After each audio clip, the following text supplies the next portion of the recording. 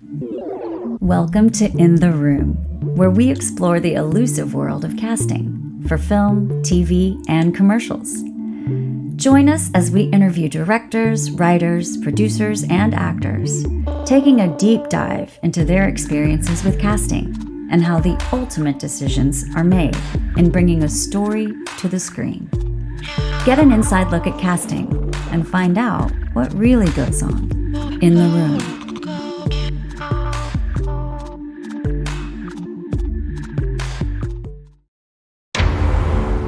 Kaiser Place, let's talk about it. There's been a history of some reported satanic activity. We don't need a motel. We stay the night, it's what we do. Yeah, I really don't think they've told you all enough about the place. What do you think this is, some Saturday morning cartoon show? This is beautiful. This place is totally fucking haunted. Kids are always breaking in here. Their Ouija boards, doing little ceremonies. Do you know what kind of occult practices they're using? Sticks on the floor, I guess. That's a pentagram. You know what happens to real detectives? They get killed! We gotta get out.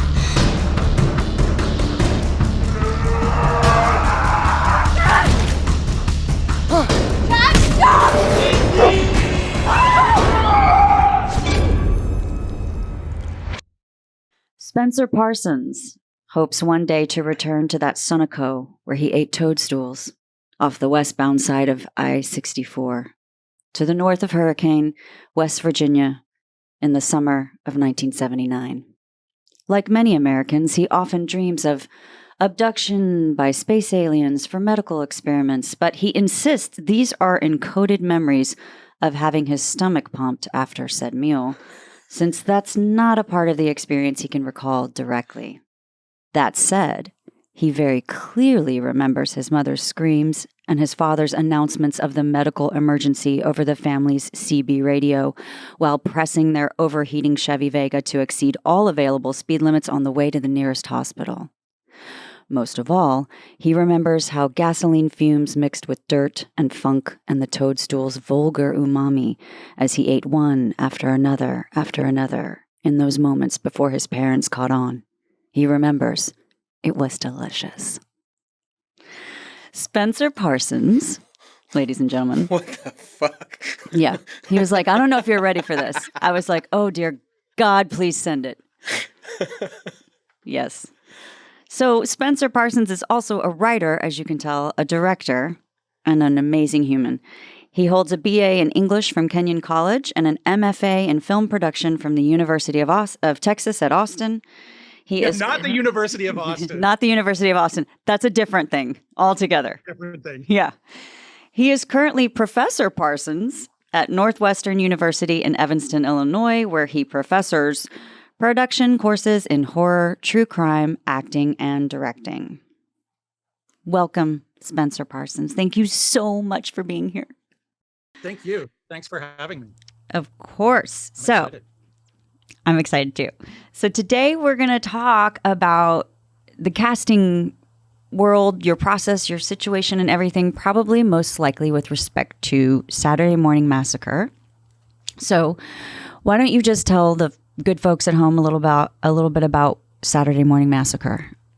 It's a funny story. I'm gonna annoy everybody by giving the longest possible answer to the question of tell us about Saturday Morning Massacre, because I think the story of how it's made is maybe a little bit more interesting than just giving some plot synopsis.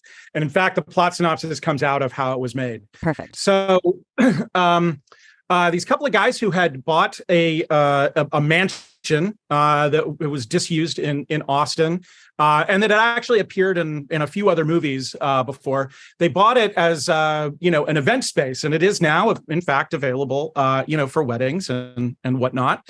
And as they were looking around in this kind of crazy old mansion that they were looking at fixing up, they were like, oh, this is kind of creepy. And they'd been involved in producing some documentary stuff before, and they decided it would be interesting and fun and exciting to shoot a movie in this decaying mansion before they did all the all the fixer-upper stuff that they had planned.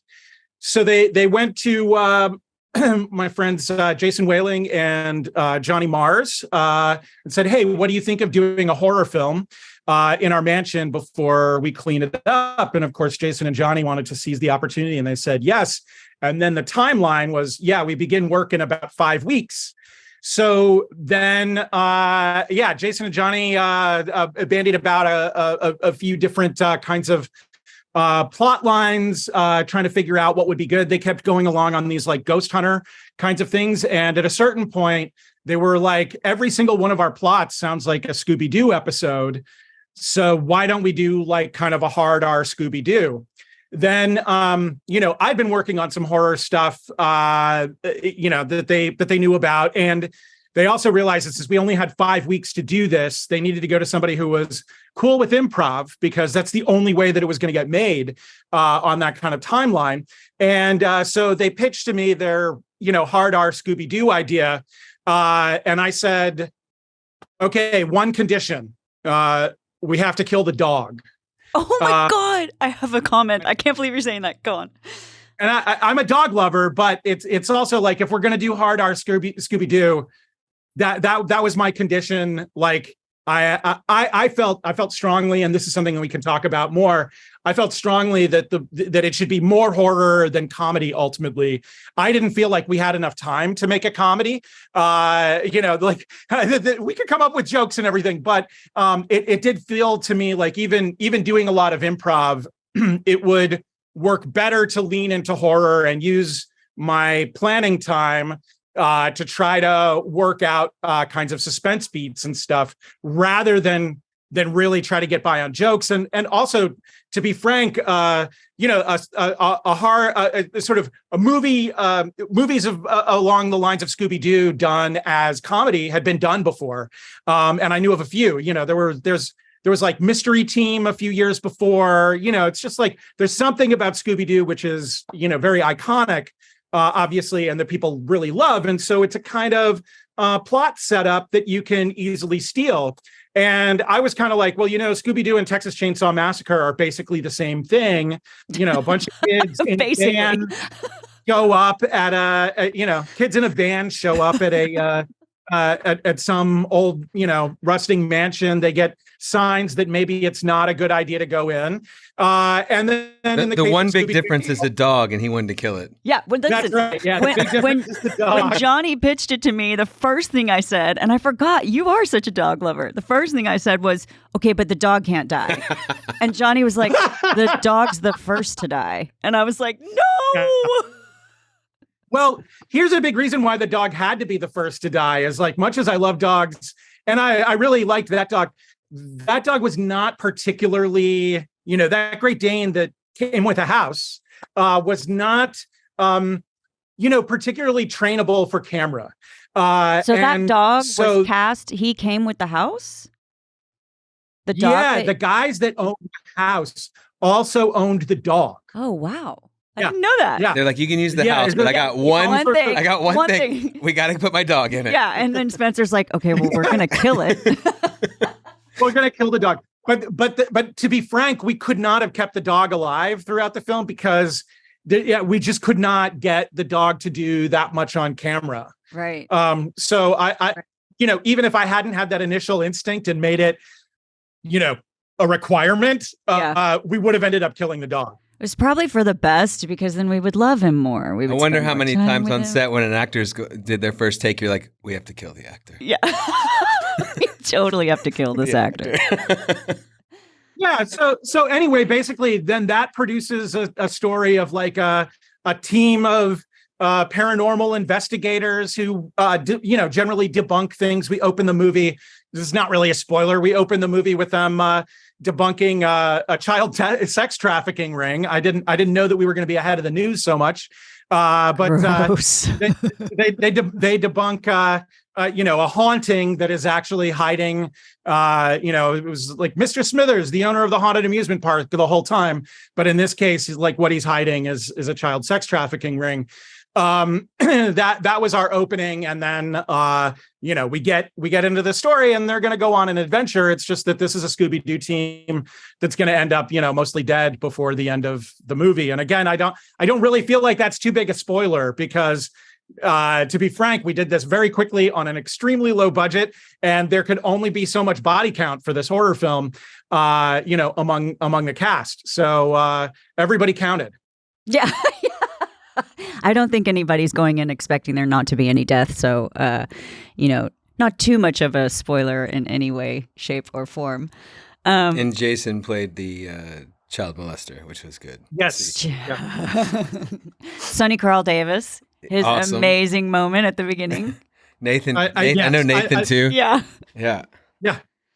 Yeah, so that was fun. I don't know. So that I guess that's the longish answer to the first question, which had a very short answer to it at the end. But I mean, that timeline just causes so many anxiety.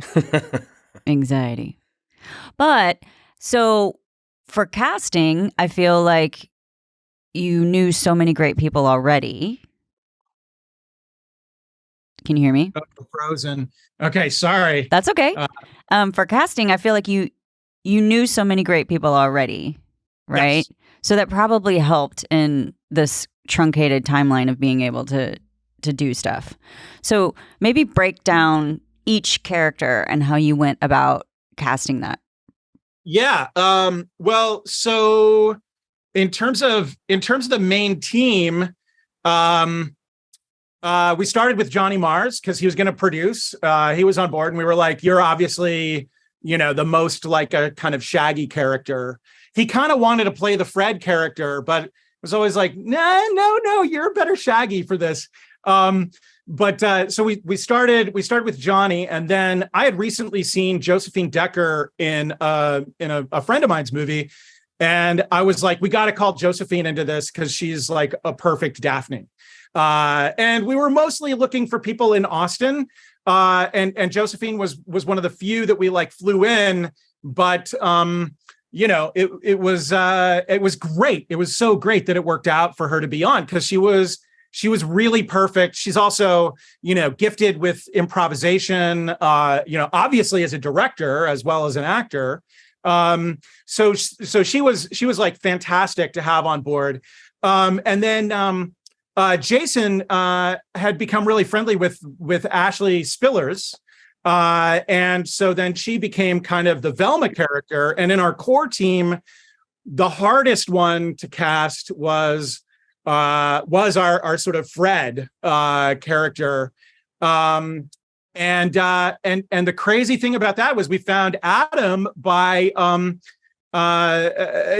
we found Adam like out drinking one night. It was kind of this insane thing of Jason spotted him across the bar and was like, "That guy kind of looks like he could play our Fred," and approached him. And he's like this MA film student at UT, and was kind of interested in acting in a movie. And so was kind of, he was easily talked into being in the film. And I really, really loved working with him. He had not done much acting before. And he has kind of the most thankless role of the team in a way, because if you're going to dislike anybody in a Scooby-Doo team, it's going to be Fred. Fred is like always, going to be the most unlikable. But it was funny because, Aaron Leggett and Jory Balsamo and I really we didn't want his character to be totally unlikable. So we worked really hard at like trying to make him as likable as possible. And then nevertheless, within the scheme of things, he still ended up like kind of hated. And when he dies, there are some people that described that, horror fans, they described his death as like, all the unlikable stuff with him before that was salting the meat. That was a comment that came out of our test screenings. Yeah. There was a guy who was like, "No, I love how that character works. He's, we don't like him very much, but it's salting the meat." And Adam is so likable. I know. Adam's like truly one of the sweetest people around. And in fact, like one of the things that we gave him to do is that I think this is also part of why people didn't like his character. He's the voice of reason. Yeah. He's the one that says, we got to get out of this house immediately. Yeah. There's something really dangerous here. Yeah. And nobody listens to him. And, he gets his head chopped off for his trouble. Yeah. Okay. And so then your monsters. Yeah. So then the monsters. And so Aaron and Jory had, they had this crazy friend, Sean Ryan, who came in to play one of the monsters. And we went through a couple of different things trying to figure out monsters. And then Heather, this is how we met. We didn't actually even know each other before, but Jason suggested you, and you became the other main monster. And then there's a third monster as well, who I'll get to in a moment. So Sean Ryan did this like kind of crazy iPhone audition, and this is, this is like way before it became like industry standard to just send an iPhone audition. But it's like Sean Ryan put this like pantyhose over his face and like was wearing some kind of weird diaper, and he's like stalking around and growling and like scratching at trees and shit in his backyard, and it was like, we have our man. Oh my God, he's amazing. Yeah, he's so great. He's, again, really, really nice, sweet guy. He's an eccentric. So he can be kind of scary in person, but deep down, he's not a scary guy. But in this audition, he was completely terrifying. Anyway, then Jason suggested you, Heather. And I didn't know this. And I watched your scenes in the Texas Chainsaw Massacre remake, and I was like, yes, of course. And then we had the greatest long phone conversation where I kind of went into it just like, okay, we got to be shooting this in 2 weeks. I have to talk this person who I don't know very well into doing this movie. And then we start talking about our, childhoods in the 70s, like with weirdo parents and, being around like all kinds of actors and artists and drugs and stuff. A Clockwork Orange. Yeah. And so it was like, oh, now we know we got to work together. And then we also added Paul Gordon because, like, while I didn't want it to turn into a total comedy, I did want like someone in the cast who was going to be, like can't miss funny all the time, just because that really helps with making a movie. You like keeping the audience interested and stuff. So gives it dynamic. Yeah, we invented this cop role for him, and then he was kind of perfect giving the big tour at the beginning of the movie, and he'd just like make up all kinds of stuff, like all sticks and stuff on the floor. and really every line of dialogue in this movie, maybe save 3 or 4, and I could probably tell you what those are. Nearly every line of dialogue is made up by the people speaking. Well, my lines were scripted. Right. I think you told me specifically in post to do some make some screams and grunts and howls and whatnot. Yeah. But yeah, we were kind of able to give Paul an outline of like what are the events that have occurred in this house that make it like weird and scary and whatever, and then he just turned it into this like great hilarious tour at the beginning. And so his place in the movie, I think, is actually really, really important. He also then ended up as like, kind of a wonderful, sweet love interest for Ashley. And so that worked out really nicely. But yeah, we did need somebody who was just going to bring the funny on the regular, for likability, for comic relief and everything. But yeah, ultimately, like if I could have possibly made it scarier in the amount of time that we shot it, I would have. That was, my goal was like, you can't make Texas Chainsaw Massacre in 10 days after about 3 weeks of prep, but I wanted to come as close as I possibly could. Texas Chainsaw is that's the gold standard. That's the platinum standard of American horror. And yeah, given this Scooby-Doo situation, that was where I wanted to go. I loved it. Yeah. So how did you go about the casting process? Was it just conversations, or was it? I mean, since there was no real script, or like that's a huge leap. It was mostly conversations, but definitely there were people who auditioned. So for instance, like, Jason saw Adam Tate and had a conversation with him in the bar, and then got him to do an audition. I saw the audition and I was like, okay, right, he's good. He can do this. And we auditioned other people, I had worked with before for that particular role. And we talked to a bunch of folks as well. And, Adam was the best. So it was this combination, we had to do it. We had like 3 weeks of pre-production. So break down that he was the best, and how do you know when you're deciding on somebody? Yeah, that's, the way I know is when I'm surprised by somebody. Like I really don't want to just see what I've seen in my mind before. That happens a little bit. That's like the beginning of the audition. I really want to see somebody give me something I didn't expect. And that was one of the things with Adam that I thought was great. It's like, this is a collaborative medium. My imagination is limited. I don't need everybody to do things exactly as I want. And there's a process of arriving there of like, I am the director, and I do need for people to take directions and stuff. That's not it. But I want within that for people to really surprise me. And that's the most important thing to me for an audition. And it was kind of like that with Ashley as well. There was actually another, I'm not to name other actors, so I'm not going to name names or whatever. There was another actress that I was really pulling for, local to Austin, who I thought was going to be really good for the role. The Velma role, Ashley's role? For Ashley's role, yeah. Who I had worked with a little bit before, and who I knew just a little bit. And then when I met up with Ashley, I just got like a surprise.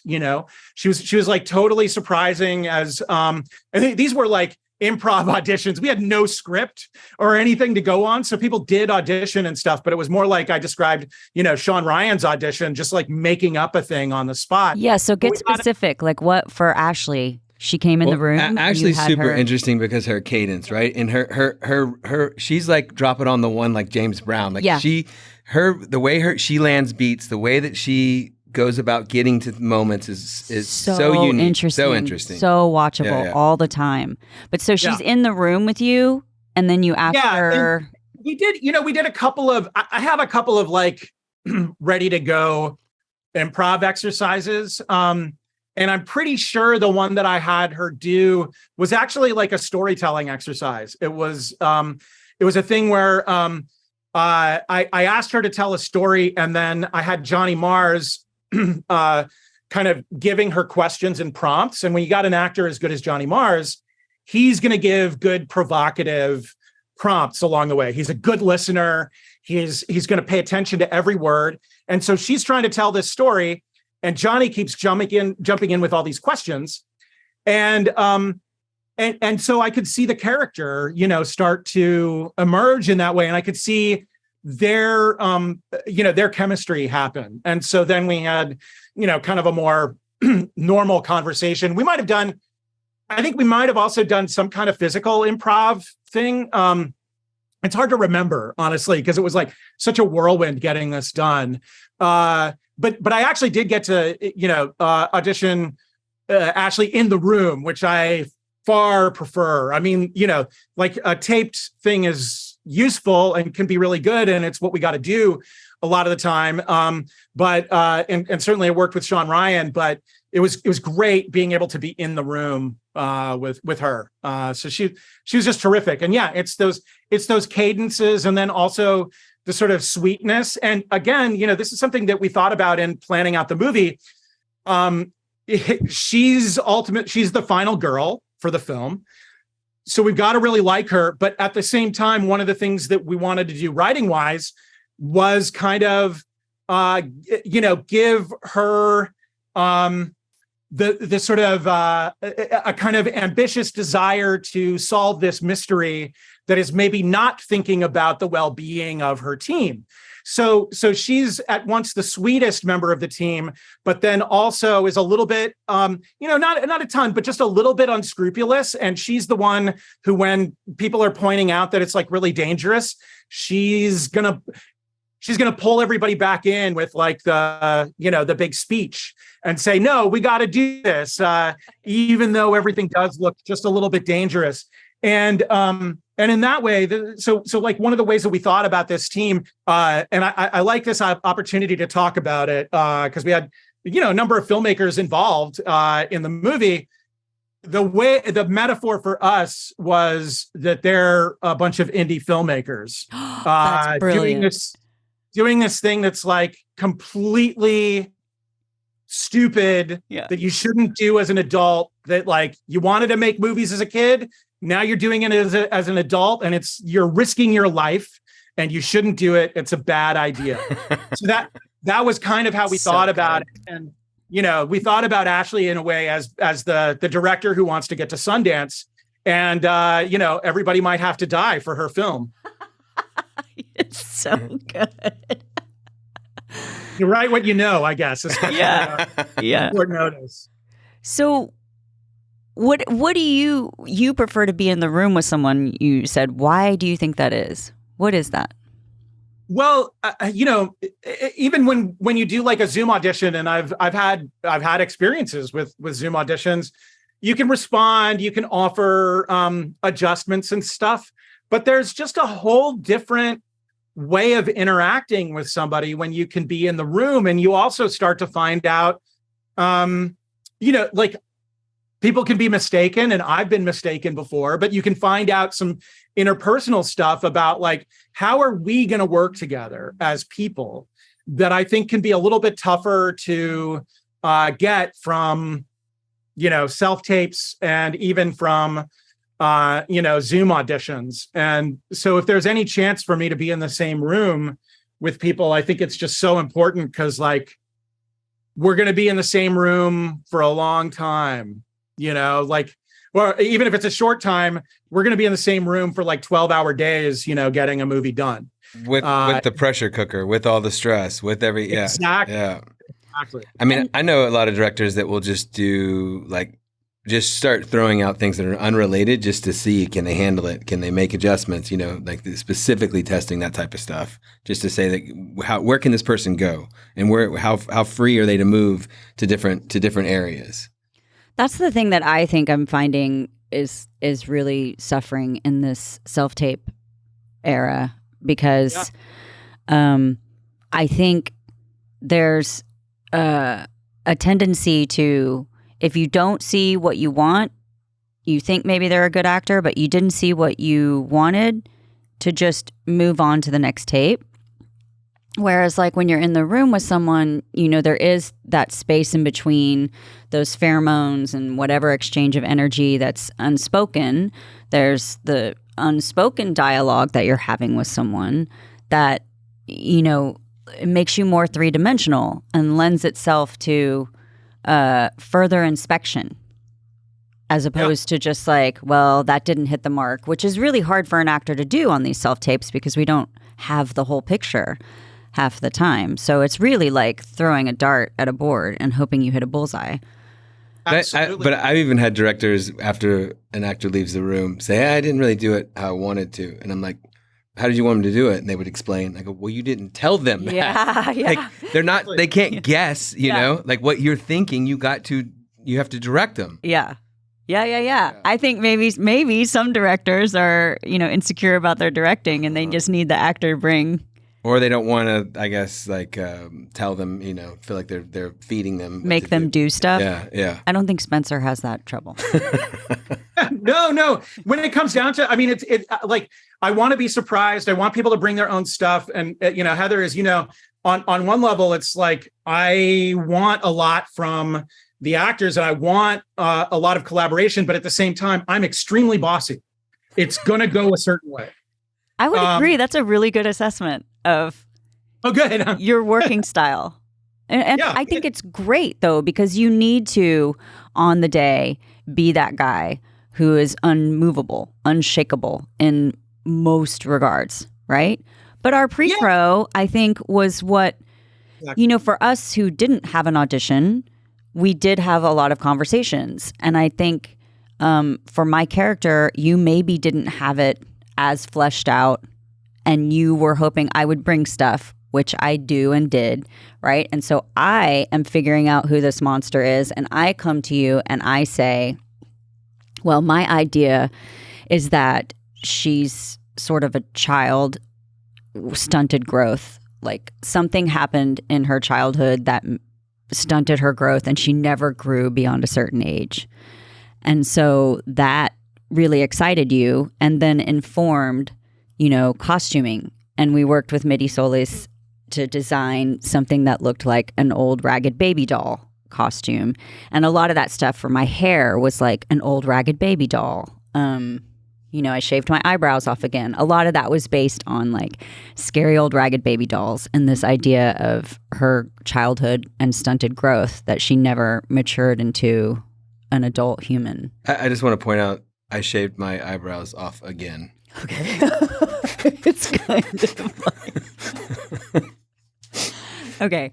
I'm a weirdo, but honestly, if anyone's hiring, I'll shave my eyebrows off the third time.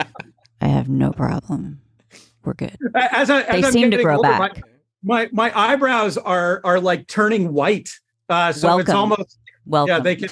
Yeah, exactly. Yeah. So easy to shave them off. It's not going to make a difference. Just do it. Yeah, just do it. It's freeing.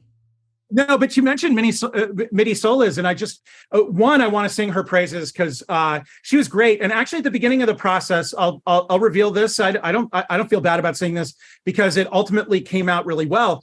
Midi and I tangled because we had like different kinds of ways of working, and like I love the costuming stage and have particular ways.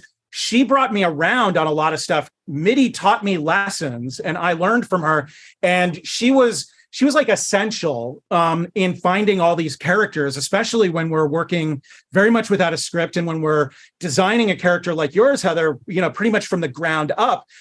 People can think of costuming as being like outside in for actors, but I think it also becomes cues for discovering inside out. And, like, as you say, that there's this stunted child and like wanting to dress like a baby doll. That's a choice that we made together, all three of us to like go down that road that came from within and then was reflected. And, there's certain things that I like, there's certain lessons from Midi, like stuff about shoes. She taught me about shoes. She was like, you can always build a character from the shoes. And that sounded insane to me the first time that I heard it. And I think I actually like offered some pushback. And I'm like, Midi, we're talking about shirts right now. And she's exactly right. Midi's totally right. You start with the shoes sometimes because that tells you so much about a person. And you can like build from there. You can discover so much. So she was really great. And she was essential to the like pre-production process of developing characters. And I want to, anyone out there who's directed and didn't really get into a kind of process of talking about costumes with their actors and the costume designer at the same time, do that. That's an essential collaboration for everybody. Did some of your choices inform the plot line too, or was that already there? Where were you drawing your ideas from? Like, that's a good question. Because it seems like mostly, I was like, I'm such a serious weirdo. I was walking a circular path outside in the dirt with my headphones on, just blasting 9 Inch Nails and trying to do this thing, right? Where I just was trying to, how do you become such a freak in a civilized society around all your friends and the thing and the whatever? And so it was like a big stretch for me, which is where, speaking of costuming, that's how I work on these characters that are incredibly different than me, is I gotta work from the outside in, because it's not until I see myself without eyebrows and I feel the dirt in my hair and all that kind of stuff that, I've often said, like, I'm never going to go into an audition for 1800s Western and be wearing slacks. I'm going to try to create that feel of what a woman would wear in that time, because you walk differently, which is kind of what MIDI is tapped into, is that the choices a person makes to put what particular shoes on their feet changes the way they walk, the way they hold themselves. It tells what they think of themselves. It tells their economic status, all these kind of things, right? And I think with ours, there was just a lot of play as far as what the actual action would be. I think we had an idea of what goes on in the church. And then a lot of it was just like, okay, now torture Paul Gordon. Right. Right. And so just tapping into like how little kids play, it's going to look torturous and fucked up to some extent. If I'm pretending like he's my doll, but he's really a person, it's going to be weird. And that seems appropriate. And this is like one of those things that happened very, very organically. Anything that was on this movie happened organically in a way, because we only had 3 weeks to prep. But in a way, the monsters became a mirror of our Scooby-Doo team in that they're all like arrested children. So it's like we got one group of arrested children that are our good guys that are up against these other arrested children as like our monsters. And that was the same with Sean Ryan. And ultimately that's the explanation of the monsters, is that, there are these lost kids that have grown up. They're like feral children that have grown up to be adults. And I forgot to mention before, Wyeth, who was terrific. 12-year-old kid who plays. I was going to ask, where'd you get the kid, and who? The incestuous are the parents child. in child? Is he in Child Protective Services now? Well, so Wyeth had been in another movie of mine like a year earlier, Chainsaw Found Jesus. He's definitely in Child Protective Services. He's 22 or 23 now. He's an adult. It's kind of scary. That's crazy. But Wyeth had been in another movie of mine, and so he was one of the ones that I was like, "Hey, Wyeth, do you want to play this crazy kid?"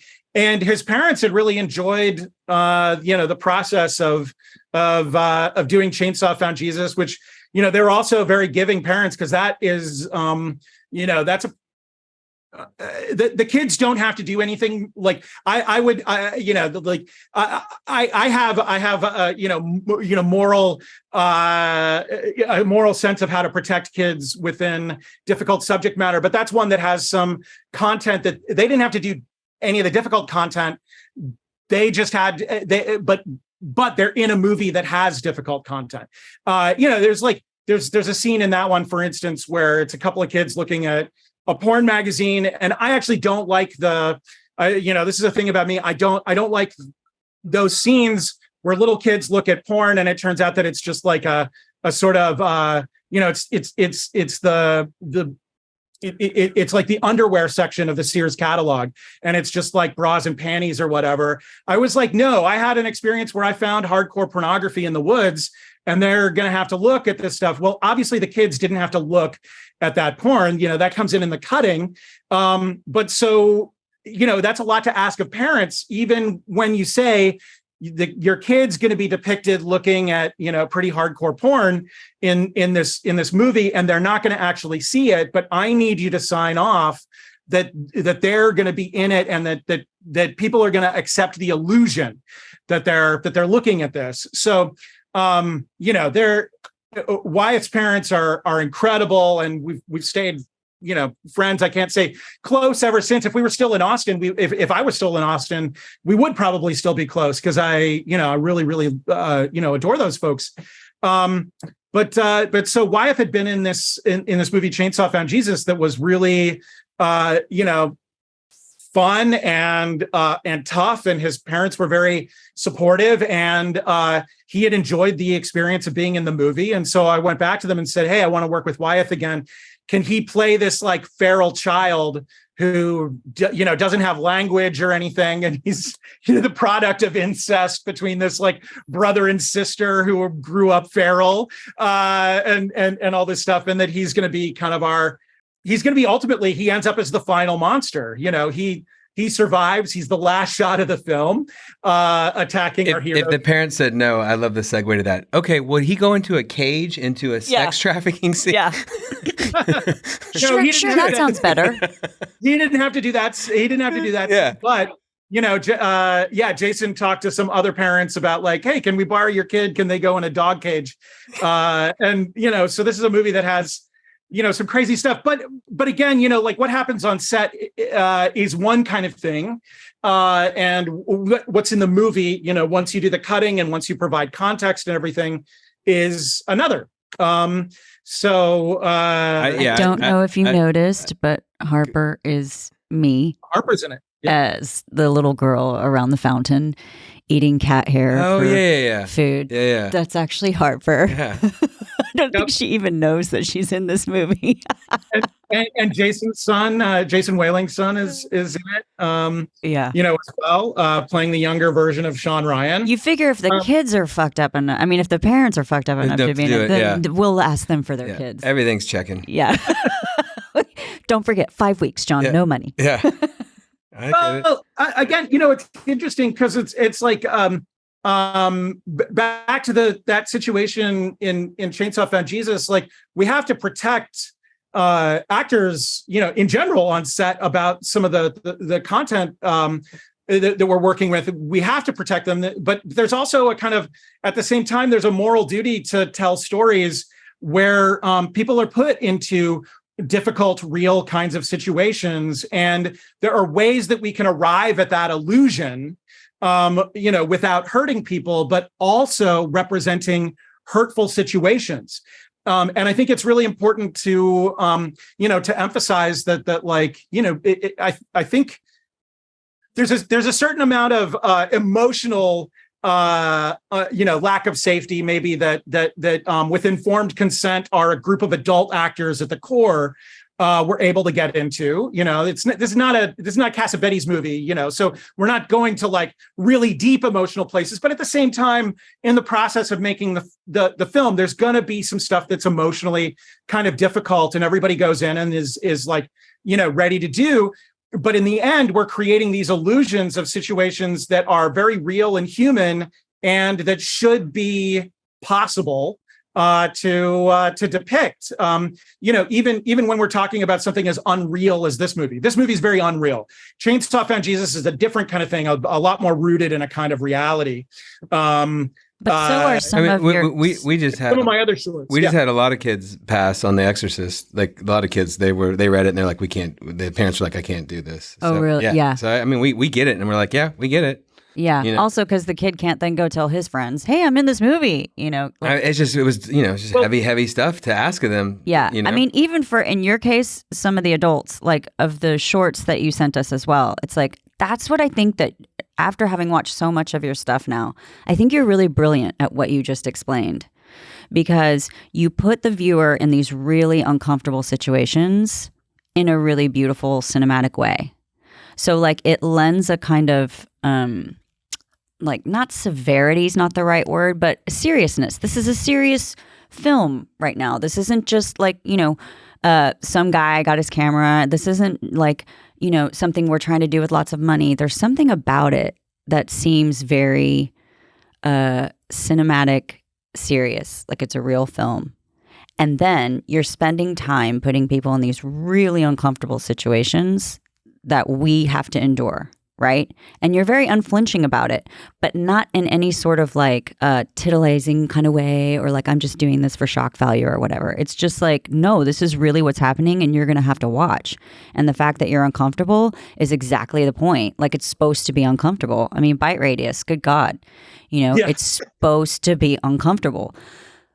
But also, I recommend watching that in a theater with an audience, because then there's a tiny bit more fun in there than when you're at home alone watching it again on a second viewing. You're like, oh God, it's so hard.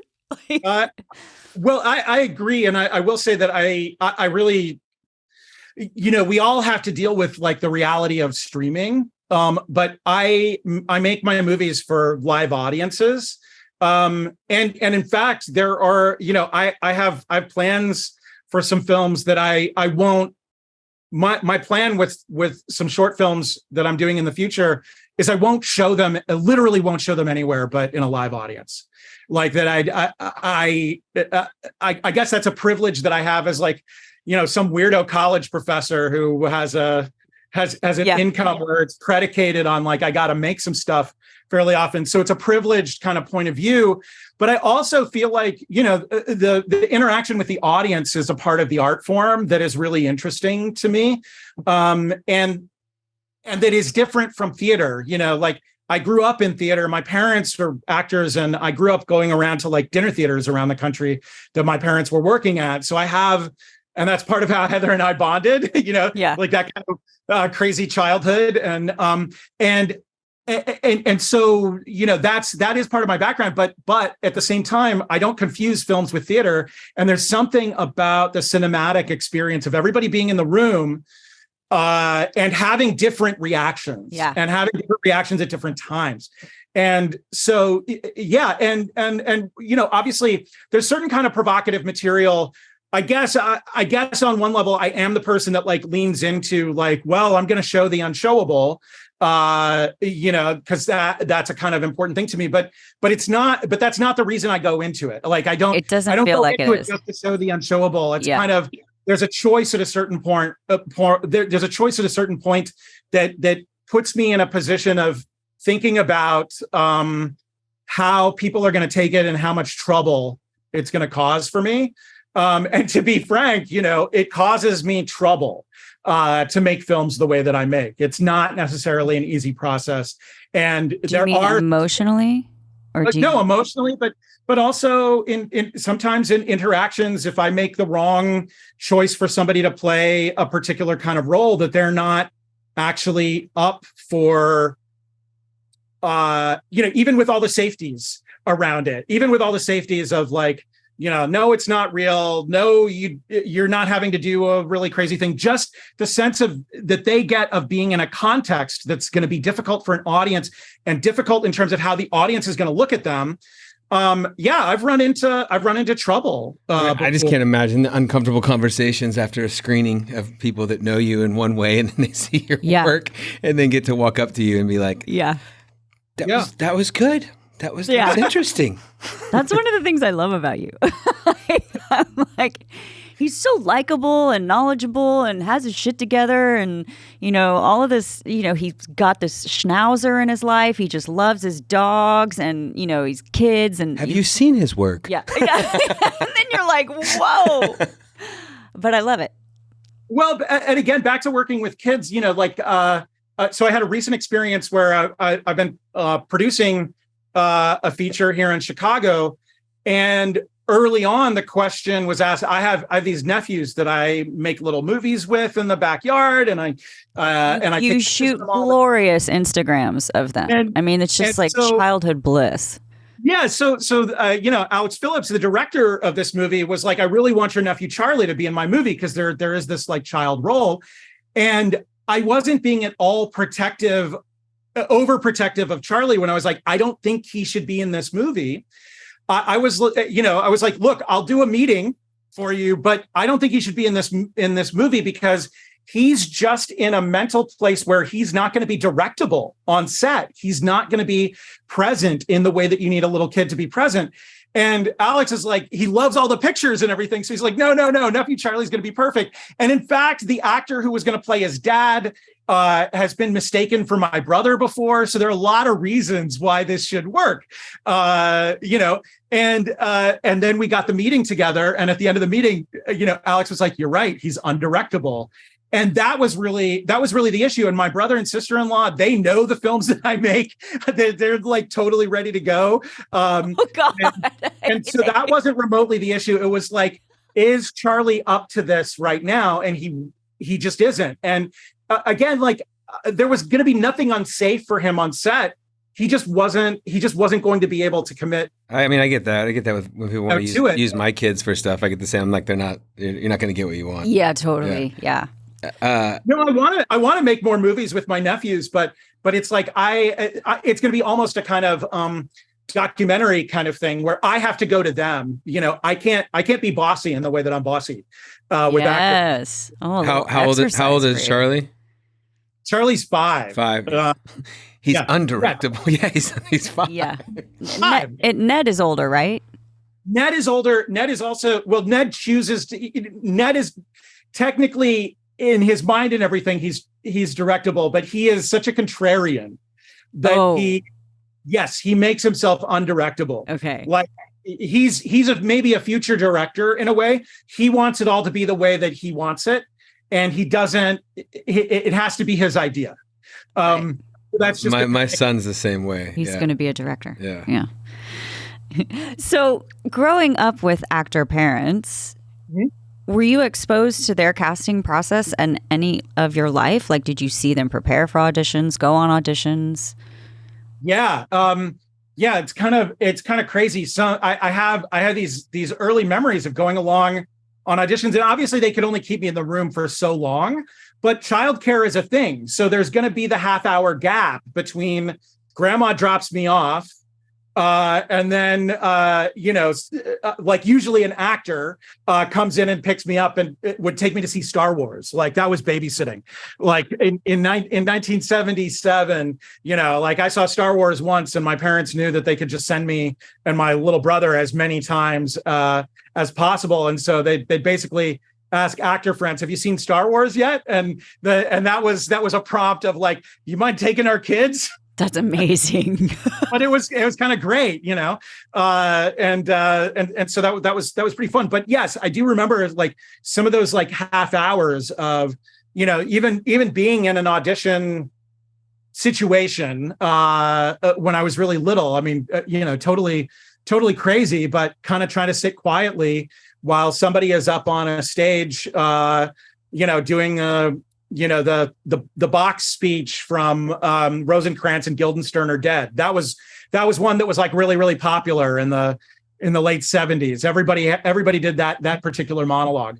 I was seeing that and then hearing my parents talk about what they liked in different actors afterwards and seeing all these headshots and how they would go through them and how they were, talking about what was, what really worked for people. And then I would see it through to the productions where there'd be somebody that I saw audition or somebody that we went to see in like another theater production. I remember this is kind of funny. Like, I guess this is telling about my childhood, but there was a production we went to. I knew nothing about what was going on. I didn't know why we were going to see it. It was just another play or whatever. I enjoyed it pretty well. It was like some din thing. And afterwards, I said to my dad, because I knew that he was going to do a production of The Music Man coming up. I was like, that one guy, he's Harold Hill. He's going to be great in The Music Man. And I'm like 10 years old or something at this point, maybe 12 tops. And I had just grown up enough around it. And in fact, that guy then was Harold Hill in The Music Man. I didn't cast him, but that's why we went, was to check him out. And I had that instinct, like while we were watching, my parents weren't like, oh, we're going to see this one guy. They don't need to tell their kids that. That's probably actually like spoil the evening if we're making it work. Yeah. So instead I show up to be entertained. This one guy's super entertaining. And I'm like, he's got to be Harold Hill in The Music Man. So yeah, so I guess awesome. He was being groomed to be involved in casting. So do you like the casting process or is there a better way to go about it, you think? Or I don't I really love it when it's good. I really love seeing a lot of people. I like going through things a little bit. I've been told by actors that I tend to that they show up for a certain kind of audition and I put them through more paces than they expect to be. I don't know another way. It always surprises me a little bit. I'm kind of like, directors and producers should be putting you through your paces a little bit more. This has definitely come up a lot. And it's also definitely come up as a positive, like I've been told by people that when I made the call, like you should come be in the film, that part of why they decided to do it because I often don't show people the whole script, so they don't know all of what they're getting into until that point of inviting them to be in the film. And I guess I can go back and talk a little bit about that as part of the process. But like, they told me before that like, oh, I signed on to do the film because it was like an interesting experience in the audition, and that like you were making me work, And I think sometimes that can be, that's part of the being in the room, and that's the part of sussing out, are we serious about this? Can we work together? All that kind of stuff that's like so. But I so guarantee you're using that opportunity. And I think most people don't. I think they just expect to see what they want, walk in the room and do it. And then maybe they'll be like, can you try it faster? And that's about as much as you get. And then it's like, okay, thanks, bye. Whereas it sounds like you're like really fleshing it out 3-dimensionally to where I'm going to have to make a lot of choices off the cuff and just jump in. I don't know. I haven't tried that. And that's a scarier place. But like, if you love acting and you're into it, then you should get off on that. You should really that collaboration's fun. I mean, it's fun. Yeah. Other than the typical director, just have fun with it. Yeah, no. Well, what does that even mean? It's just like, what does that even mean? Your delivery was so spot on. I got goosebumps. No, totally. But I will say that on the flip side, the schedules that we have to work on and the budgets that I have to work on, it's tough. make it kind of difficult. And there is sometimes disappointment from actors when they don't get as much from me as they do in the audition. But part of that is because I know we're going to have to work so fast, and that I'm going to be like doing things with the camera. I have to be totally sure that somebody's good to go, That's interesting, because I've actually experienced something of that, where you kind of have this like intimate moment happen of intensity as an actor with a director in this audition space. And you're like, oh my God, I did things. I didn't know how it was going to turn out. No. Oh, and you're like, that's a thing. Like, we did a thing together. And then you show up on set, and now all of a sudden it's like, huh? Where'd my comrade go? I feel naked. You're not saying anything to me. Like, and it can feel really like you can get sort of insecure and discombobulated. And I've had to learn through different director styles where, at one point I can't remember who finally just said something to me that was like, you know what? If he doesn't say anything to you, he's happy. If he's not happy, he will talk to you. I always tell people that. I go, I didn't know that. If they're giving you too much attention, it's not going well. It's not going well. I mean, I think it's different from director to director, but I have since learned that, the non-communication on set doesn't necessarily mean that there's something wrong. Yeah. Because there's always something wrong. So they're dealing with the biggest problem. Yeah. And you do not want to be that biggest. You're not it. So I'll say it disappoints me as well, because I do want to spend the time with actors. But it's like, when I got an AD telling me that I can't have take 3, then I got to choose my battles. Yeah. When I get this business, when we're only at like take 2 and we're like, just warming up together, like a big part of the casting process is like trying to suss out who's really good for it. And I've definitely made mistakes. For instance, I've made mistakes with people who I know really well and who I even know who can act, but that I didn't audition them and figure out the like, what's the deal? What's the style? And so I've had friends show up on set and I'm like, I'm having to then spend the time with them to pull it around. And it can actually feel like, I'm not doing a good job or whatever. And that's not on them. That's on me. That's my fault, because I didn't do my diligence of, auditioning and going through a process of offering, adjustments and you can also have a great actor who's just not right for that part. Yeah. Or someone who does great in the audition and shits the bed on the day. Like, it happens. And like a lot of times, if you're a newer actor, especially, I think if you have these kind of like pivotal impacting moments in an audition with a director where you have all the space and you're creating this thing and you leave there and you're like, oh my God, that was amazing. Then when you get on set, if you don't have that, you're like, oh shit. And you're kind of looking at the director like, I'll be better than this if you can you just be the guy that you were when we were in the audition? And you're kind of like, I can't, buddy. Like that was our time that we created. That's what we need to have happen right now. I got to deal with this gaffer. And that, like all these other, things for filmmaking. And so, Oh, smoothies. yeah, Yeah. they brought sushi today. They brought sushi today. Yeah, there you go. Well, and I guess that leads to another thing, which I don't know, we haven't discussed that much so far, but I think rehearsal is so essential, and it's the first thing to go from every First movie thing budget. to go. Yeah. The first thing to go. And I've been as like producer for my own work, I've also been that person to be like, I can't afford it. I'm going to have to depend on the actors that I auditioned. And you know what? Every time I don't do adequate rehearsal for whatever reason or for whatever budget, that's where shit goes wrong. Interesting. It's like, I feel like producers tend to gravitate towards the things they can control, right? Which are not this sort of creation and this moment of creating, right? And so everything gets all this importance except for what we're actually Gonna watch at the end. Yeah. Yeah. Well, because creativity can't really be You controlled. can't control in that it. way. And so that's why they make everything else of such high importance that they can control. Yeah, that makes And sense. then not leave any, then it's like, okay, yeah, guys, go do the dance, do the thing. Yeah. We gotta go. Yeah. Well, and so like, again, back to talking about MIDI and our process, building a costume for you, that and the process for Sean Ryan as well, that was our rehearsal process in a way. Like we went through maybe some like little moves or whatever, but we didn't have that was such a quick turnaround that we didn't have the rehearsal time. But at the same time, it was kind of like, I was really happy that, Heather, you and MIDI were game for a kind of collaborative process on building the costume that then turned into a bit of rehearsal for like finding the characters, to show up. And also because we were already on set, you were coming in to get costumed while we were shooting. That's right. Earlier stuff in the movie.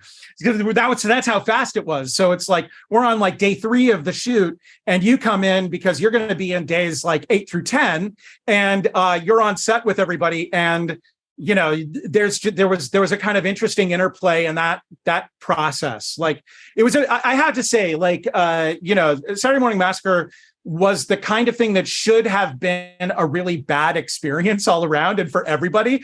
Shooting in 10 days for $20,000 with like 3 weeks of prep. Are you kidding? Like that should be bad, but it was actually really magical. It was great. It was like a really unquestionably good kind of experience for me and to my understanding for pretty much everybody involved. It was very, very positive. And I think things came around really well under those conditions, though I think we all left it going, wouldn't it be nice to do this with some planning and rehearsal and some pre-production time? Everybody agreed that we wanted more, but we wanted more. Like we didn't leave it going like, okay, well, I hope that turns out all right. Yeah, it's true.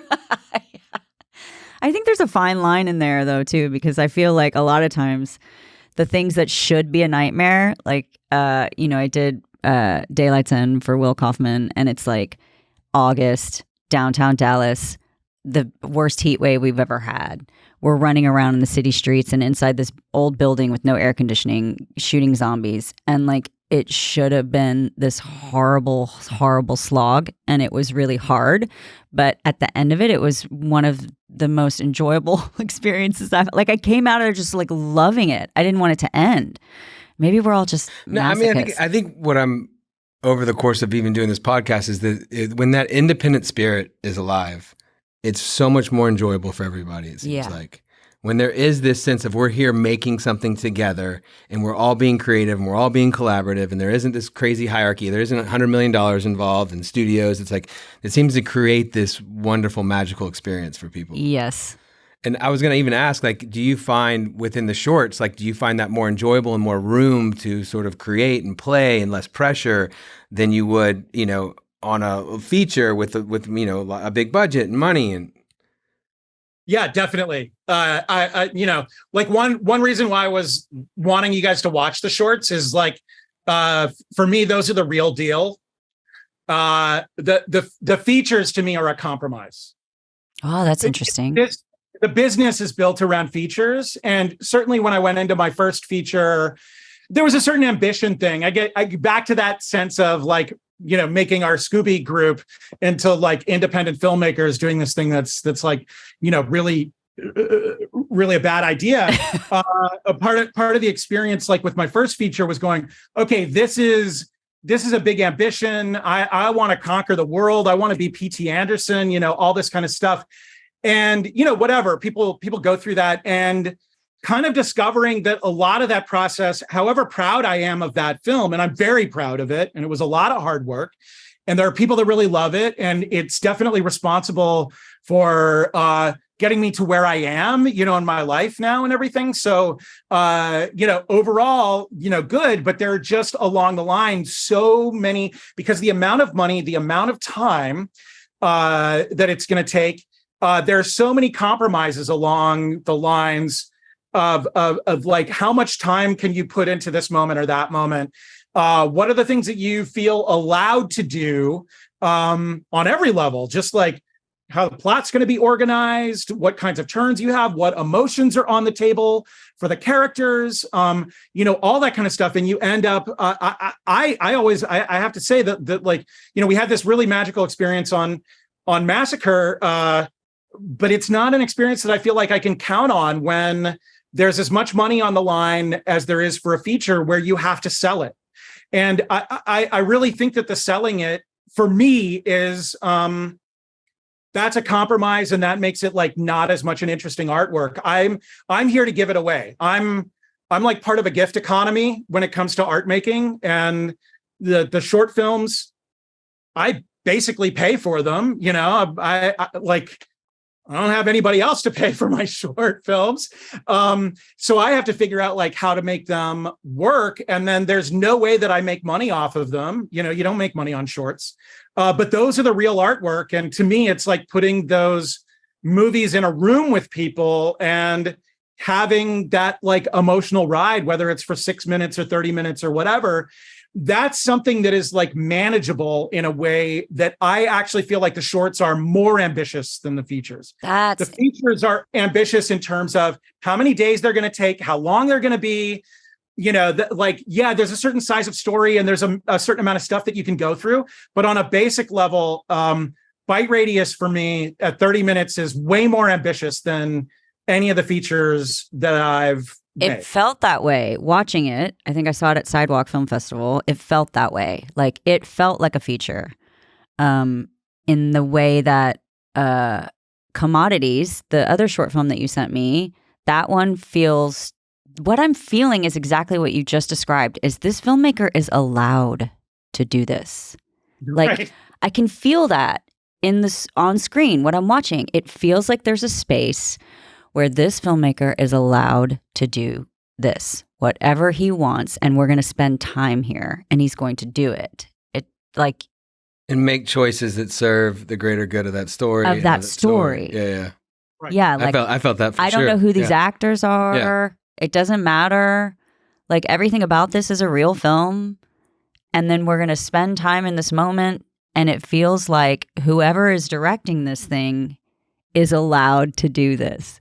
And I think that's what I'm feeling when I watch those shorts.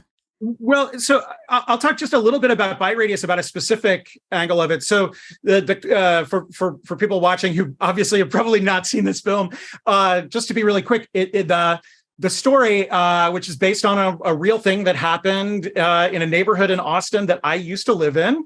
There was this guy who woke up to discover he had sometime during the night killed this friend of his. It happens. It happens. John almost did that the other night. left her body in his bathtub, and he claimed that he didn't remember having killed her. And the evidence, we'll get to more, but the evidence actually supports that take. I'm not sure how much I believe it, but I decided to believe it when I made, this particular film. Then he called in a friend of his who was this other woman who was in love with him. And she was like, this is great. This is my opportunity. We're going to cut up the body. We're going to dispose of it. Then we're going to run off to Mexico together. And now these two are both in prison. I think she's either just out or is gonna be out soon. No. Like, and at any rate, so we had this kind of storyline where these are characters without like the most basic kind of empathy that the Lord gave a carrot. Yeah. You know? Like, and it was interesting because I want to love my characters. My usual process is like, I have to love my characters. These were people who were impossible to love, but nevertheless, I feel that their story is really interesting, and the way that they behaved, how they treated this poor girl who had been, killed probably accidentally. This guy playing around with a gun that he had in his home, which is like, that's a part of our gun craziness in America that really disturbs me, is not just the massacres, not just the deliberate shootings, but there are so many more people, and especially children, every year who are killed, playing around with or accidentally coming in contact with a gun. And so, we had this story of people without empathy. And one reason why this is a short film for me is because, like, if I had to do this as a feature, and I'm talking about me doing as a feature, we're not even into the realm of commerce. Let's say I could totally fund this movie as a feature. Over a feature length, I'm going to have to figure out how to make them sympathetic. Yeah. Like, my own sanity. However, I think it's actually really necessary to cinema to not be sympathetic every time. And in fact, like, for my sense of empathy for other human beings, for me, Bite Radius was an empathy test. Take these people who are without empathy, take these people with whom I don't want to empathize, and let's see if for half an hour I can have empathy even where they don't. And like, I can have enough empathy not to approve of what they're doing, not to think any of this is correct or right, but just to follow and be interested in, and maybe be disappointed and sad and angry about their behavior. But like, no, let's not make them likable. No, they're not going to save the cat, Yeah. And for a feature to carry it just that long, that's a compromise I would have to make for myself, never mind for commerce. And you can imagine doing the longer version of the story, which you certainly could, because like, they went on the run, they went to Mexico. There's like a terrific Coen Brothers kind of insane comedy in, black comedy in the way that these kids behaved. And you could make this a feature length thing, but most, at least a feature that I could make, would have to come around to like finding some kind of angle on why they did it and all this kind of stuff. And I think most people would want to make them in some way sympathetic or come up with the excuse for why they had to act that way. And I just feel like it's really, really important to tell stories that don't do that don't have those safeties, and that's a moral responsibility that we have as storytellers. Like, that's an ethical responsibility of like presenting people in fiction who we would never want to come in contact with in real life. Like, I want to watch the other side of the street if I'm presented with these characters in real life. But in fiction, in a movie, it's safe because they're not going to come out of the screen. So you're right. So like, it's a good barometer. It's a good litmus test or whatever for us too, that if we are feeling the horrible things that we're feeling, that's actually a good thing. And, totally. And like, that's why I feel like you're so brave and so crafted at how you deliver that to an audience. That seems to carry on in all of your films, because I remember watching Bite Radius and walking out of there going like, that was so hard. Like, every 30 minutes of that movie, I was so miserable and uncomfortable. And every time the phone rang, I was like, that's her mom calling. Ooh, like, it just killed me over and over again. But then I was also like, that was so good. Like, it was really, really good. Really, like, just beautifully done in such a horrific reality.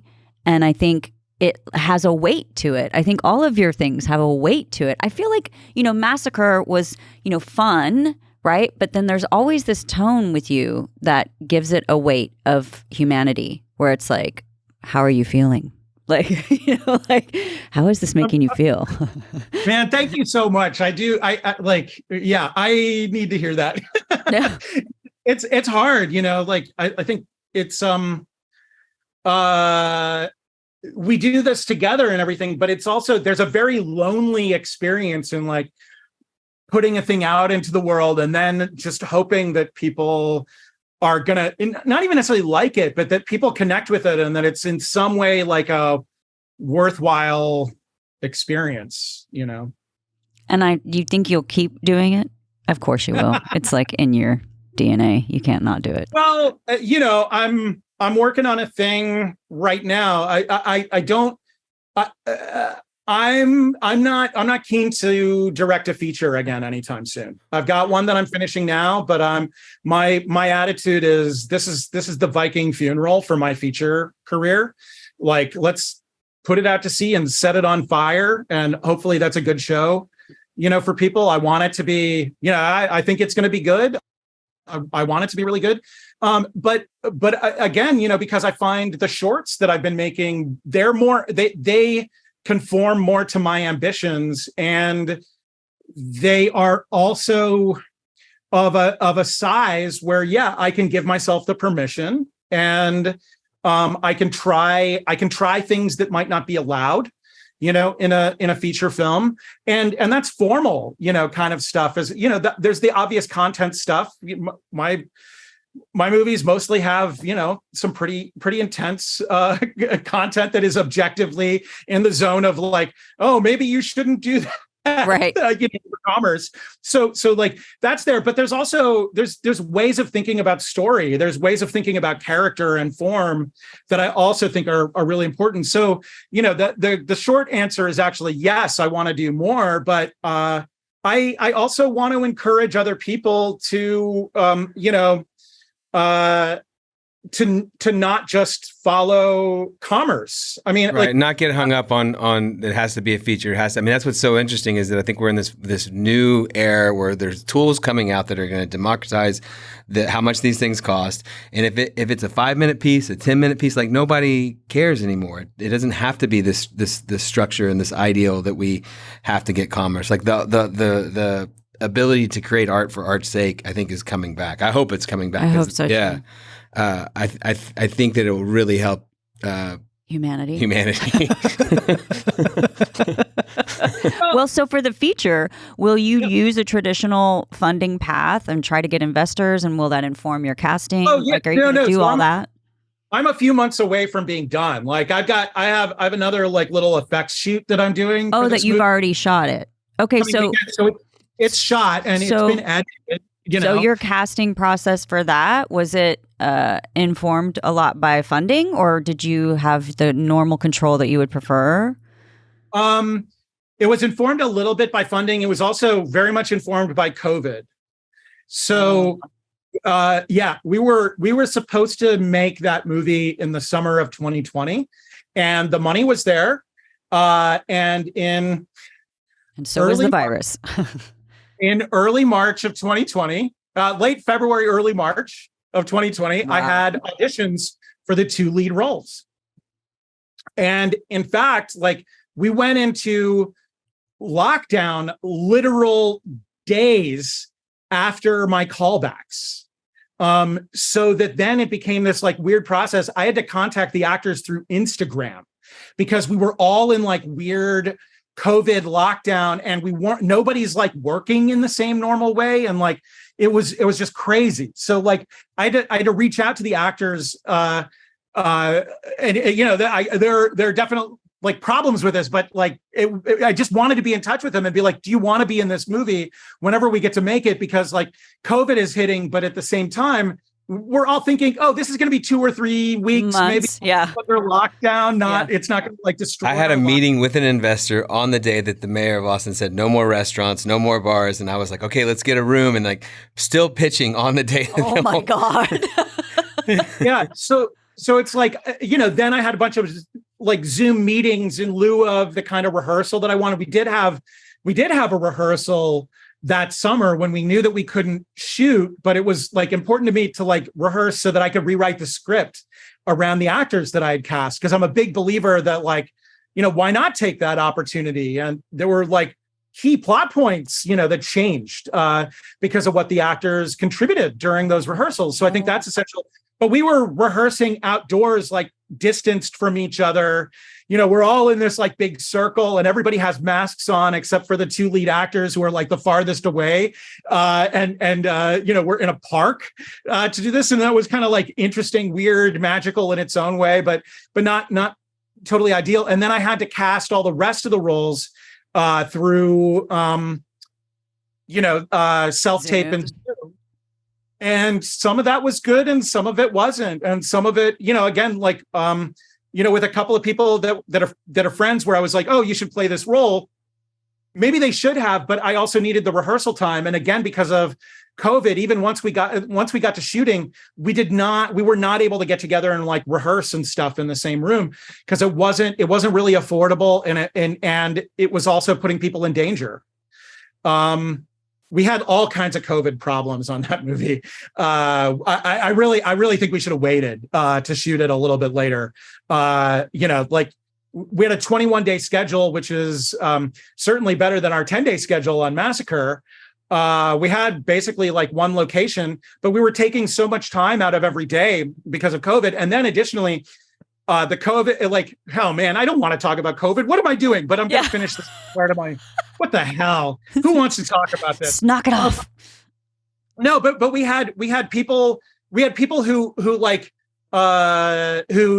didn't want to be vaccinated for various reasons or didn't want to follow COVID protocols on set, who we then had to say like, no, I'm sorry. We have to keep everybody on set safe. And there are crew members who are working for like below their pay rate, who have to wear masks and stuff. And if you're not willing to do that, and if like, then no, we can't have you. So I kept having to like cast people on the day. There had been a casting process. I had decided on people.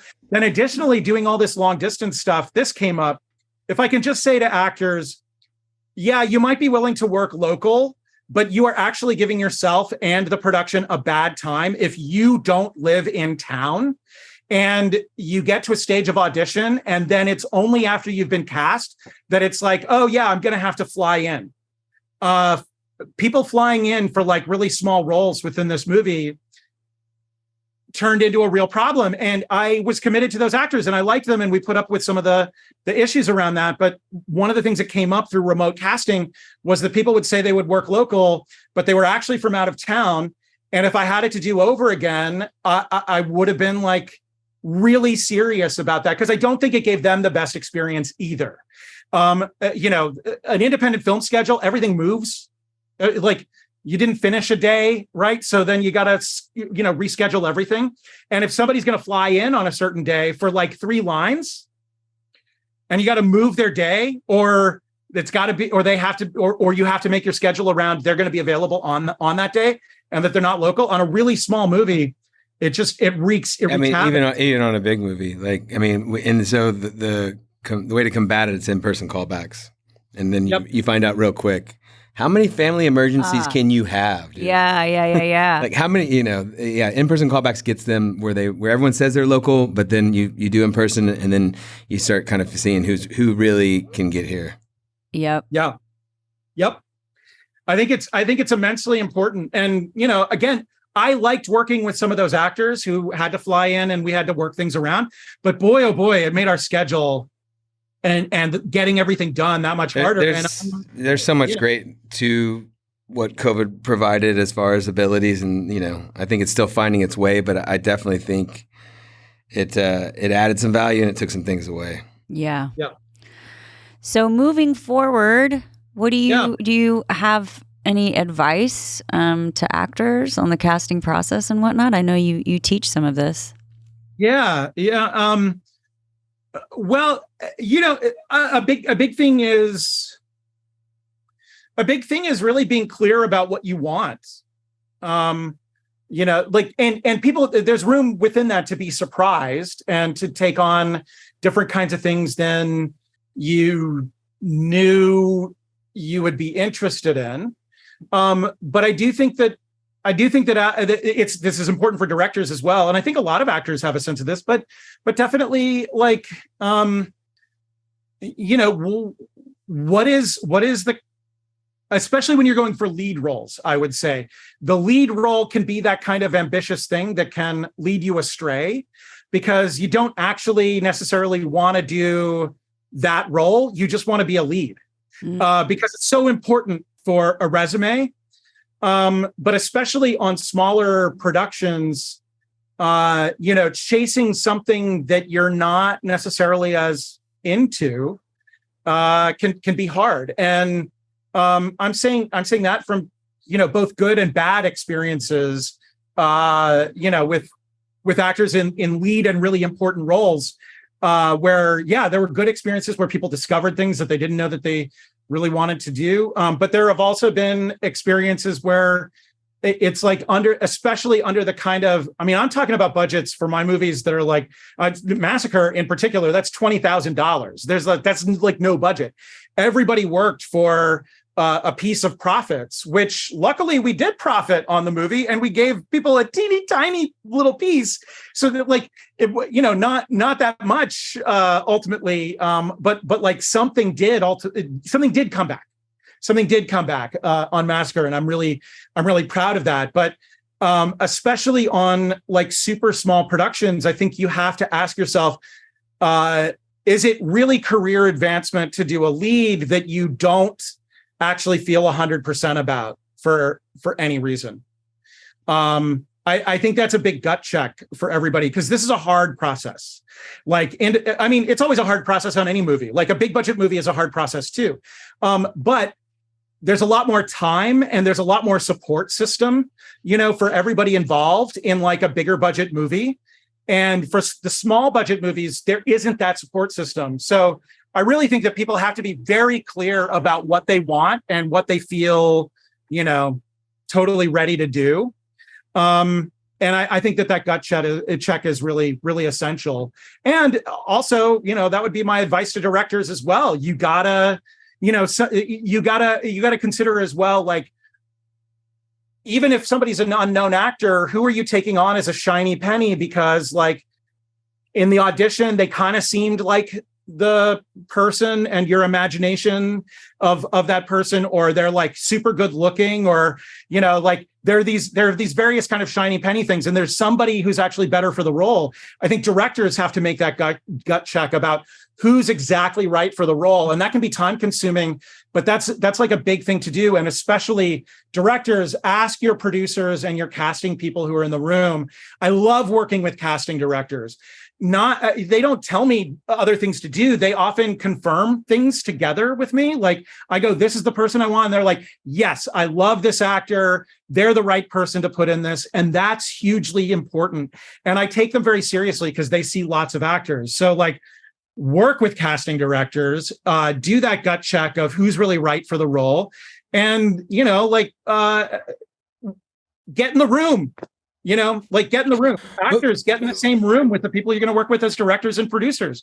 Directors and producers, get in the same room with people who you're going to work with as actors. You just mentioned something I think that's empowering to actors, is that because it's always like they'll do anything. Like I can be anybody, and it's like to actually to have that power to be like, I don't think I'm going to pass on this one. Yeah. Because oftentimes I like the guy or girl that's gone to LA or New York. They've come back here to this other market. They're like, I am who I am. They know who they are. And they're like, this isn't for me, or it is for me. Someone with that sort of conviction, understanding of what they do and what they can do, That's hard as an actor. We're always in a place of need. Yeah. And feel that you can do anything and you're right for anything, And it's, I've been in the room where I'm like, this is not good. Yeah.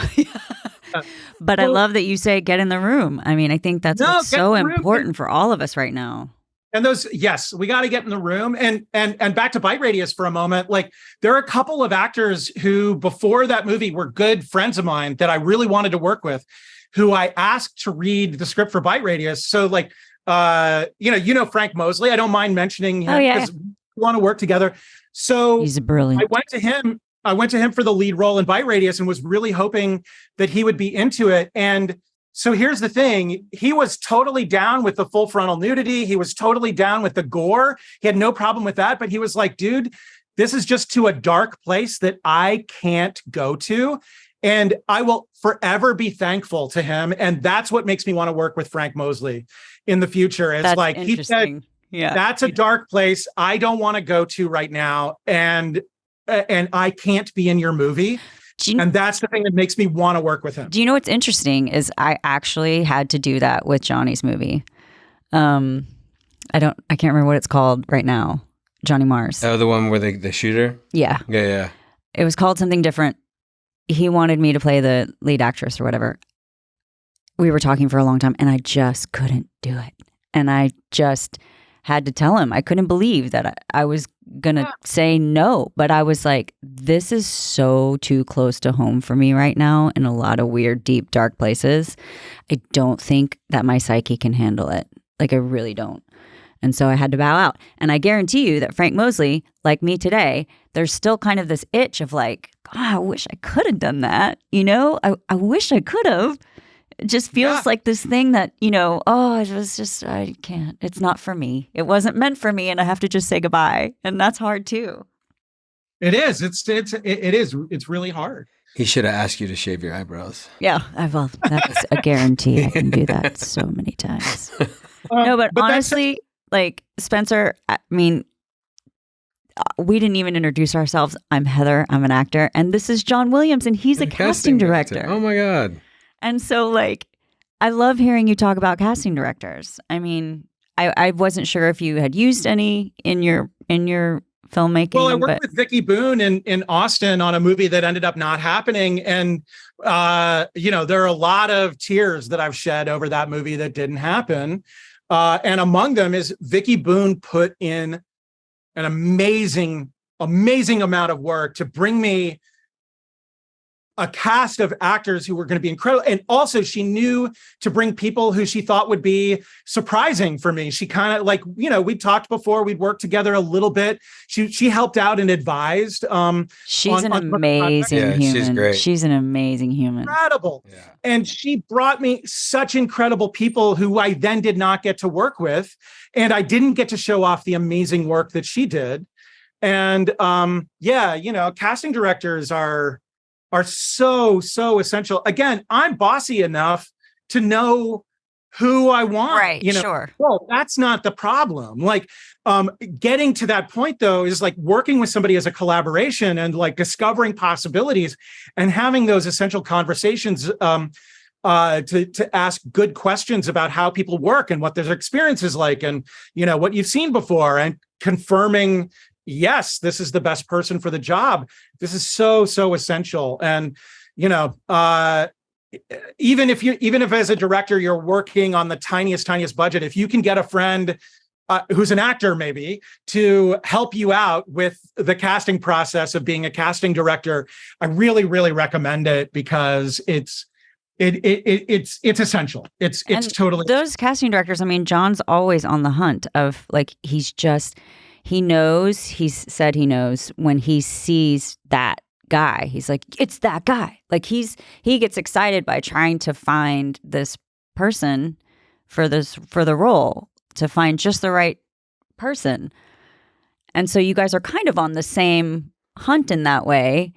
And, to collaborate with them.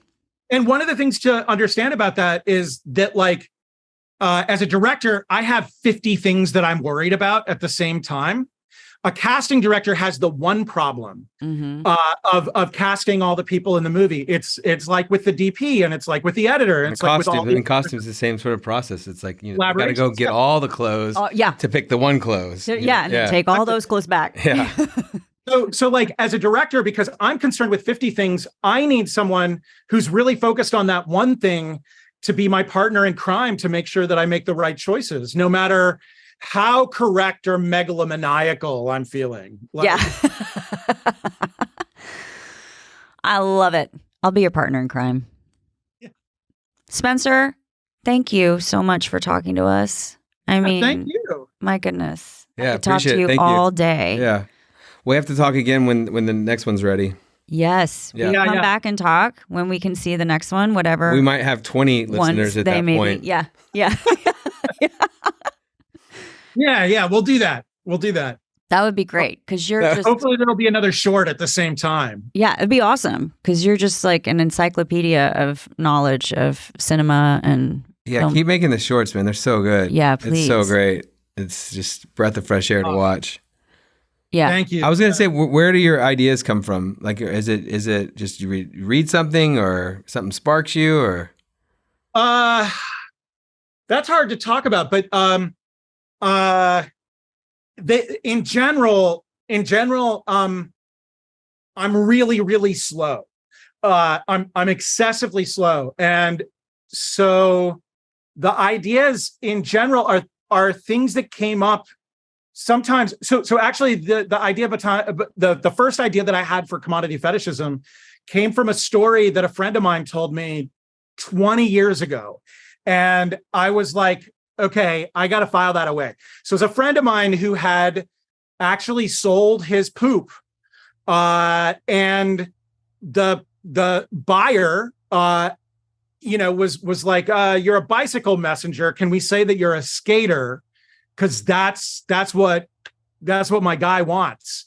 And obviously, that's a totally insane story, but like, he was in a position of needing groceries, and for him, this happened in the late 90s. So this is like a really long time ago.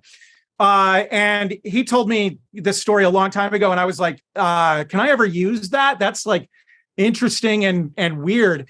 That thing stayed in my head, rattled around for over 20 years. And then there was like another idea. There was the idea of like the idea of somebody watching like webcam porn and fixating on goldfish crackers. That was this other part, and I was like, those are part of the same movie. Yeah, but I didn't know why. And in fact, like. The title was one of the last things to happen on that movie, and I kind of love that ridiculous long title. It's like the total. The title cards are awesome. Yeah, the title cards are amazing. Yeah, the full title is a partial theory of commodity fetishism in 3 scenes plus epilogue. But that came around because it was like finally, as I was making the movie, I realized, oh wait. These are all stories about commodity fetishism, and it wasn't that I'm that kind of Marxist, like sitting around going, "How do I teach this lesson of commodity fetishism to people?" Like that's not it at all. But I sort of had these two stories that stuck together, and then I've been very interested in like the sale of haunted objects and like how that so then it was kind of like I had these two ideas and then a third one came in. Again, I didn't know how they were going to fit together, but then it just seemed to me like the interesting thing to do was to leave them as kind of separated scenes, like that. No, this is going to be like little vignettes and they'll each have their own place. And the through line was this guy who's like a sort of voyeur in each of the situations, and I guess that came from the obvious of like with a webcam sex situation and goldfish, the idea of initially it was just going to be the full screen and we would only see his hand, but I eventually decided it was going to be much more interesting to really show the guy and like find a beat where we're not looking at the webcam kind of situation with these people anymore, and we're just going to see this voyeur. And so then he popped up in the other two stories. I was like, oh right, so he's going to be watching these other people in each of these stories, and it's going to be sort of 3 kind of stories of a sort of voyeurism. And in writing the stories, then I go, oh, well, obviously that's the stand-in for me. I'm going to implicate myself. And I almost named the character Spencer Parsons in the end credits, but I decided to just call him the fetishist instead. But yeah, so I don't know, like describing that idea, that's how a lot of these happen, is like something, if it rattles around in my mind for long enough. With Chainsaw Found Jesus, there was a thing where I was driving and I heard this voice, talking to me. It was just this voice, and it was kind of funny. And I thought, and then that started to come together. It was all about this voice. And then I was like really lucky that I got Rebecca Beagle to provide that like third person voiceover. And then she also did one of the mom voices in Bite Radius. But I heard this woman's voice telling me a story about this guy having a dream about Christy McNichol, and then I don't know, somehow that turned into this whole thing. So it's hard. Yeah, it's hard. Makes sense. No, it makes sense. It's just because you're an artist who's still alive. Yeah. All of your senses haven't become been deadened. Yeah. With life. So I don't know. Yeah, I have one of the things I'm kind of working on now for the future is actually something that's come up as a fairly recent idea.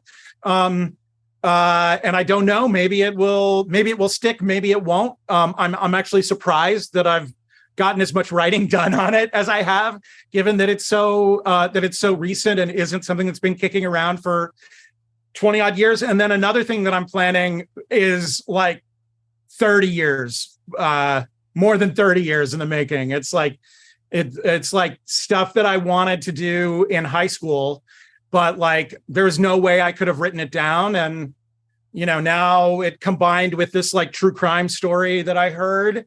And it won't be a true crime movie, but this is one kind of element of this one murder case that fit together with these relationships that I had with people in high school. And then hopefully, yeah, that thing that has been percolating in the back of my mind for 30 years with then this kind of newer element that's maybe 10 years old, that will, if I stick with it, then that'll get done. I actually don't doubt that it will. I know that it will. Coming to us really soon. Yeah, hopefully, I guess like one way I've explained it in the past, and I guess this is a way to put a cap on all that long discussion of process, is if something bothers me for long enough and I have to make it because it's still bugging me, it's like the pebble in the shoe, or it's like that cold sore that like I can't stop touching with my tongue, or, it's like one of those things that I just wake up bothered by every morning for long enough, then it'll get done. Yep. I get it. Thank you, Spencer. Thank you. I really appreciate you talking to us today. Yeah, thanks so much. This has been a real pleasure.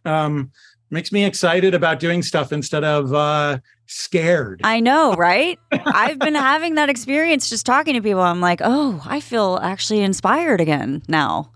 Well, and I think right now, like one of the things to recognize, I guess, one last comment on COVID and the world that it's made for artists. I think it's made all of us a lot more scared than we want to put on to other people.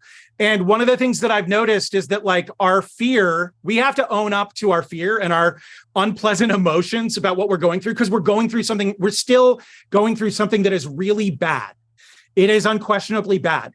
And holding in those feelings is not actually serving anybody well. And I've noticed among a lot of my students, I've noticed with myself and with friends, I've noticed talking to other filmmakers about their process making films, people are still hurting. They are still in pain. They are still frightened, by the world every day. And and when you hide that, you then lash out at other people. And I've seen a lot of lashing out. And well, I think we never really had like a final end where we were like, celebrate, the war's over. And then we also were just expected to just go back to normal. Quick, go back to work, go back to everything normal. That's what I'm saying. I think we're all thinking we're going to get back to normal, but we walk around the world and we're like, this is not normal. Like, it's not normal. This is not functioning correctly. And you keep thinking we're going to go back to normal, right? All right? Yeah. And everything I encounter is like, this isn't working. Last thing is we just have to own up to our fear. We have to own up to our bad stuff, and we have to be kind to other people. Yeah. We have to exercise that empathy of going, oh, wait, they just lashed out at me because they're in pain, because we're all in fucking pain. Yeah. It's stress. It's just, we're in this together. Thanks, Spencer. So nice having you. What a nice button on the end of this episode. I think of that as positive. I hope that wasn't bringing it down at the very end. Of course you do. But my version of positive is maybe different from other people's. I love it. Thank you for Scared, sharing your, shaking, bloody in a your bathroom. His terrifying version of positive. Story of my life. Take her home. I can't ever hear that song the same way again. I cannot. I know, but I cannot. It actually makes me think of you every time. Every time. I hope you're happy. I am actually. Because that's going to be forever. You little shit. Okay. Anyway, thanks for coming to the show today. We really appreciate you being here. I wish you were here in Austin. We could go. I wish I was too. Get a nice I'll come coffee. visit when it's not so hot. I'll tell you what. That's a really good idea. Yeah, let's Wait for that. we'll get together when it's not 150 degrees. I don't know if we have a future that looks like that because it's all December is going to have to burn up in the sun. Go to like 80 or something. Okay, right? yeah, we'll have an 80-degree December, and then you can come down, or I'll just come up to Chicago and see you. Well, no, because it's gonna be negative 80 in Chicago. That's right. That's right. All right. Thank you so much for being here, Spencer. I appreciate it. Thank you. I love you tons. Thank you so much. Bye. Thanks. Bye. Bye-bye.